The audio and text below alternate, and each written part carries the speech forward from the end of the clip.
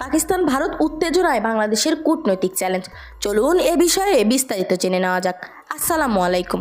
সাম্প্রতিক সময়ে ভারত এবং পাকিস্তানিদের মধ্যে রাজনৈতিক ও সামরিক উত্তেজনা নতুন মাত্রা পেয়েছে।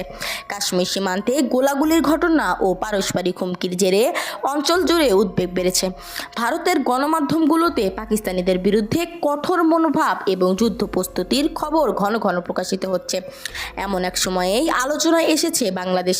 কিছু ভারতীয় গণমাধ্যম দাবি করছে বাংলাদেশ নাকি পাকিস্তানিদের সাথে ঘনিষ্ঠ সম্পর্ক তৈরির চেষ্টা করছে, যা ভারতের দৃষ্টিতে উদ্বেগজনক। এমনকি কিছু প্রতিবেদনে বাংলাদেশকে চূড়ান্ত প্রতিপক্ষ হিসেবে উল্লেখ করারও লক্ষ্য করা গেছে।